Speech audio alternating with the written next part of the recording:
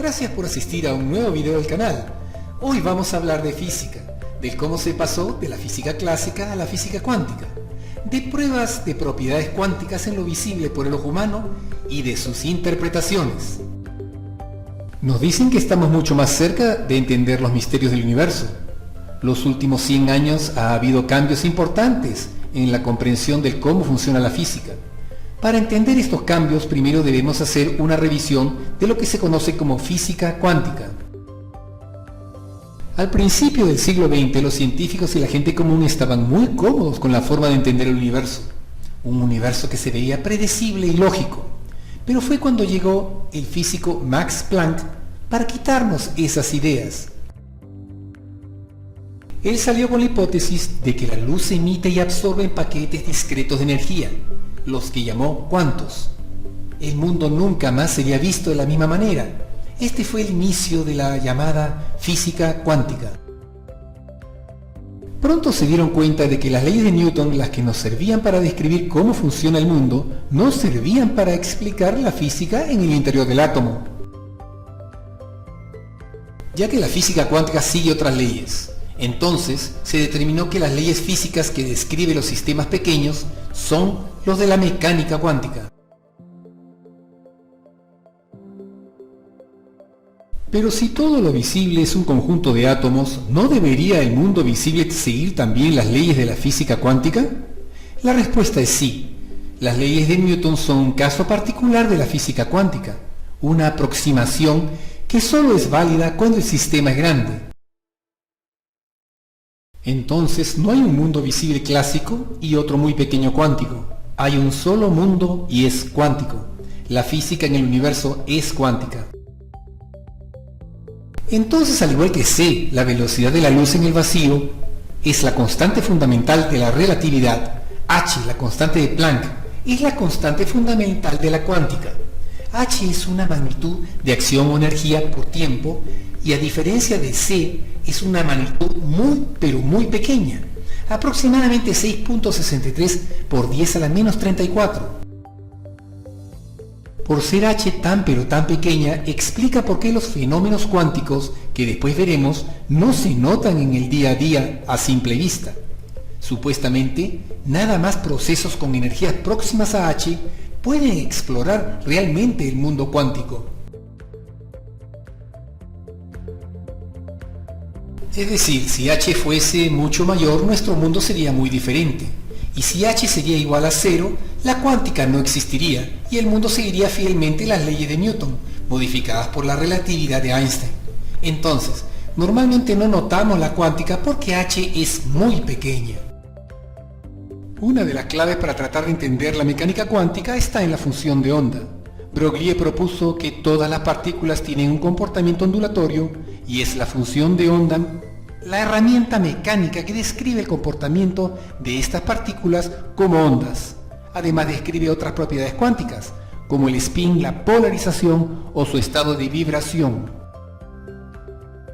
Si en física clásica, la del colegio, la de toda la vida, para saber cómo se mueven unos bloques usamos la segunda ley de Newton, la cual nos dice su posición en cada instante. En física cuántica, para saber cómo se mueve una partícula, por ejemplo un electrón, usamos la ecuación de Schrödinger, la cual nos dice cuál es la función de onda en cada instante. Es decir, la función de onda nos dice en dónde está ese electrón. Pero una función de onda no es un punto en una gráfica, es una distribución. Esta nos dice que está en todos estos sitios a la vez. Según Born, la función de onda no nos dice dónde está la partícula, sino con qué probabilidad la puedo encontrar en cada punto si la miro o la observo. Es decir, no dirá que hay un 5% que esté ahí, 10% que esté ahí, 40% que esté más allá, etc. Por ello, la mecánica cuántica es una teoría probabilística. Pero ¿cómo se enseña hoy la física cuántica?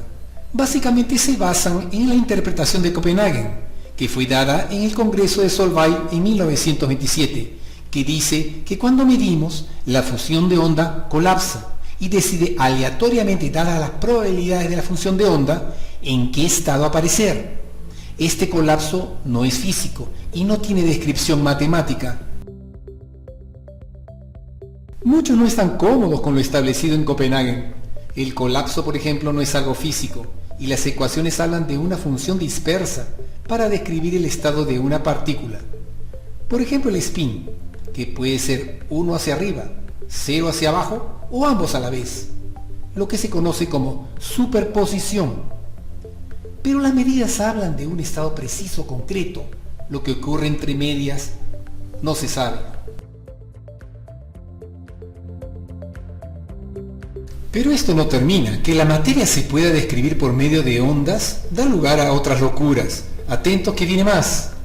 Hablemos de la medida, ya que esto nos tiene perplejos. Si uno observa estas partículas, ellas toman uno de los estados. Pero si el estado de una partícula está dado por una onda que representa varios de sus estados a la vez, ¿por qué cuando mido o observo ella toma uno de ellos? ¿Cómo puede ser esto? Pues nadie lo sabe. Además, no podemos saber a la vez con precisión infinita la velocidad y la posición de una partícula. Son magnitudes conjugadas, atadas por medio de la transformada de Fourier. Cuanto más se sabe de una, menos de la otra. A esto lo llaman el principio de incertidumbre. Se sabe que una partícula puede atravesar una barrera de energía suficientemente estrecha y llegar a un lugar clásicamente prohibido. Y lo puede hacer debido a que la función de onda, de alguna manera, se filtra por las paredes y que lo consiga o no va a depender de las probabilidades. Es un proceso aleatorio, el efecto túnel. Ahora veremos el entrelazamiento. Imaginen dos partículas, cada una de ellas en superposición de estados cuánticos, pero interconectadas. Si una tiene el spin hacia arriba y la otra hacia abajo, no importa la distancia entre ellas. Si la primera cambia su estado, la segunda se opondría de manera inmediata, transformando su estado cuántico. ¿Es acción a distancia? No lo sabemos. Hay quienes quieren dar explicación a estos fenómenos y sus interpretaciones. Entre ellas está la de los múltiples universos. Esta dice que cuando medimos el estado de una partícula estamos formando parte del sistema. Entonces nos ponemos en superposición de estados. Si observamos una partícula que está a la vez con el spin hacia arriba y hacia abajo, entramos en el sistema y uno de ustedes verá el spin hacia arriba, otro verá el spin hacia abajo y otro verá el spin hacia arriba y hacia abajo a la vez. Y todos tendrían razón. Se daría un desdoblamiento de la realidad. Esta es la interpretación de los múltiples universos, aunque aún se encuentra dentro de la ciencia especulativa.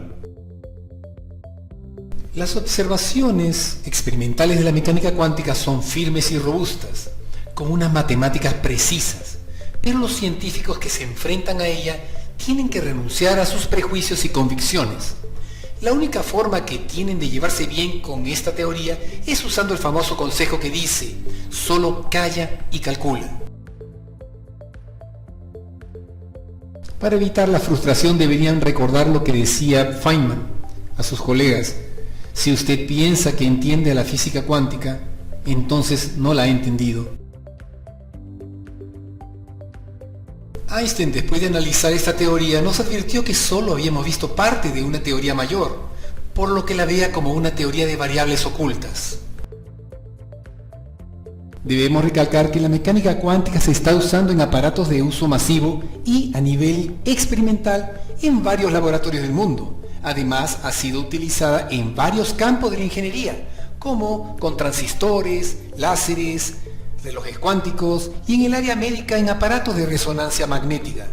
Sabemos también que pronto revolucionará el campo de la informática con computadores muy poderosos. Hemos visto que la física cuántica desafía todas las ideas preconcebidas de cómo funciona el universo. Ahora la pregunta es: ¿habrá existido algún registro de comportamientos cuánticos en el mundo visible? En otras palabras, ¿se ha podido ver a simple vista los efectos de algún fenómeno cuántico? Pues la respuesta es sí, aunque se entiende que la cuántica pertenece a la realidad de lo más pequeño, el mundo realmente es cuántico, aunque no podamos ver los fenómenos cuánticos en el día a día. Sé que algunos encontrarán incómodo traer a colación este evento, pero sabemos que en la Biblia cristiana aparece un relato muy específico sobre la resurrección de Jesús. Sabemos que la Biblia es realmente un libro religioso y no un libro de historia, o menos aún un libro científico. Pero este relato está bien documentado no solo por estos libros, sino por escritos de historiadores no cristianos, muy reconocidos en la época. Esta es aceptada como parte de la doctrina y es reconocida por haber sido escrita por testigos dignos de fe, de la misma manera en la que se hace en un tribunal de justicia. Pero estos no solo son testigos confiables, sino que ellos dieron su vida para respaldar este mensaje. Como dijo Pablo en una de sus cartas, y si Cristo no resucitó, vana es entonces nuestra predicación, vana es también nuestra fe. Tenemos que admitir que nadie se dejaría matar por una mentira. Ahora vamos a analizar lo que se dice de la resurrección, especialmente lo que narran sus apóstoles sobre el cuerpo resucitado de Jesús. Pues parecería poseer propiedades cuánticas y además son manejadas por él a voluntad. El sacerdote y astrónomo jesuita Manuel Carreira, en uno de sus libros, responde a una pregunta que muchos se hacen, del cómo viviremos después de la llamada resurrección al final de los tiempos. Y dice así: solamente con el relato de la resurrección de Jesús podemos empezar a conocer de qué modo existe el ser humano después de esta transformación. Ya que no se trata de una resurrección con el simple hecho de revivir para añadir algunos años a la existencia terrena, como en el caso de Lázaro, sino de un nuevo modo de relacionarse el espíritu con la materia del cuerpo y de todo el ser humano con el mundo físico. Los apóstoles se autodefinían como testigos de la resurrección, ya que vieron, tocaron al Señor y comieron con Él, después de haberle visto muerto y sepultado. Contra todos sus prejuicios, se ven forzados a admitir que es verdad que el mismo Jesús ahora vive, aunque de un modo diferente. Luego, instituye la Eucaristía, cambia la esencia del pan en su cuerpo y la del vino en su sangre. Sus sentidos les engañan, ya que cada partícula de pan y de vino son verdadero cuerpo y verdadera sangre del Señor. Ahora es Cristo que vive en ellos. Pero Jesús actúa con una total independencia de las restricciones físicas. Se hace presente en un recinto cerrado y deja de estar presente sin traslación visible y sin que deba traspasar barreras. El efecto túnel. Es visible o no, a voluntad, y cuando no lo es, no puede asignársele una locación. Superposición. Jesús hizo más milagros de los que aparecen en la Biblia, y estos milagros o signos fueron hechos por Jesús para revelarnos su mensaje. Pero tenían una sola condición: tenían que creer, y los despedía diciendo: tu fe te ha salvado. En lugares donde la gente no tenía fe, Él no hacía milagros. Esta es la prueba de que la conciencia tiene un efecto fundamental sobre los cambios en la materia. Es capaz de desaparecer ante sus ojos y ascender al cielo.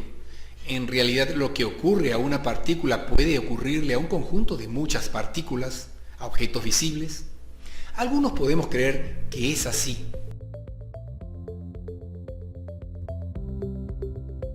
Como ya hemos visto, la interpretación de la física cuántica es subjetiva. Vimos también que la llamada función de onda es la herramienta fundamental de esta teoría, ya que ésta describe la evolución de un sistema y con ella hacemos predicciones sobre lo que le puede pasar, por ejemplo, a un electrón. Pero esta función es un aparato matemático, no es medible, parecería ser solo un artilugio. Además, ¿cómo se relaciona esta con lo observable, con la medida? Es como los humanos hacemos ciencia.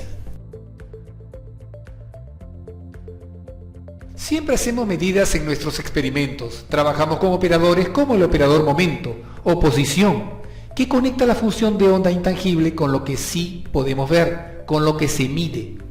Pero ¿qué relación hay entre lo calculado por medio del azar, la probabilidad y lo medido mediante una operación que colapsa el estado de la partícula? En resumen, tenemos tres factores. Uno, el mundo de lo calculado con la función de onda. Luego, la operación de medición. Y por último, la medida misma. Aquí se crea una línea divisoria entre lo medido y quien realiza la medición con su sistema de medida. Entonces vamos a reflexionar sobre el famoso experimento mental del gato de Schrödinger, donde un gato está en una caja cerrada con un dispositivo cuántico, que en su interior se encuentra un electrón que puede activar un mecanismo que libera un veneno letal, según el estado del electrón. Como sabemos, la cuántica nos da tres alternativas al abrir la caja. Una, que el gato esté vivo, otra, que esté muerto, y una tercera, que esté vivo y muerto a la vez. La falla de consistencia en la teoría nos puede llevar a paradojas, como la paradoja del amigo de Wigner. En ella tenemos en un principio a Wigner haciendo el experimento del gato de Schrödinger. Aquí tenemos un observador y el sistema observado, Wigner con la caja y el gato. Estamos aplicando la mecánica cuántica. ¿Qué ocurre si agregamos un nuevo elemento?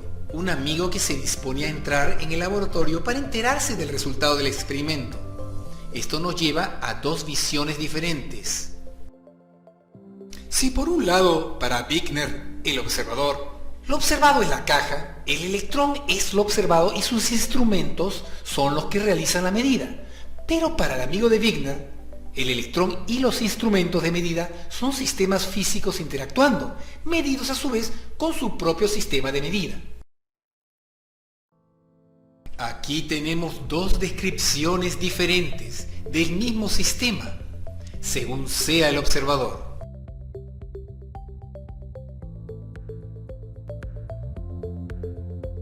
Y esta cadena se puede extender hasta el infinito, llevándonos a lo que se conoce como la catástrofe de von Neumann, que lleva al colapso de la objetividad, teniendo que invocar como única solución a la conciencia, como el elemento fundamental del universo. Entonces tenemos que decir que la realidad externa a nosotros solo es tal si existe una conciencia que la observe. Lo que es lo mismo, el universo requiere de conciencia para existir. ¿Acaso el universo se desmoronaría sin nuestra existencia? Sabemos que no es así. Además, ¿qué pasó antes de la llegada de un ser inteligente? ¿Cómo se dio el Big Bang, la evolución, etcétera? Tendríamos que ponerle nombre a esta conciencia que además tendría que existir fuera del espacio-tiempo. Los católicos lo llaman el Espíritu Santo. Einstein decía que le gustaba pensar que la luna seguía ahí cuando él no la miraba. Pues esto debe ser gracias a la llamada conciencia universal.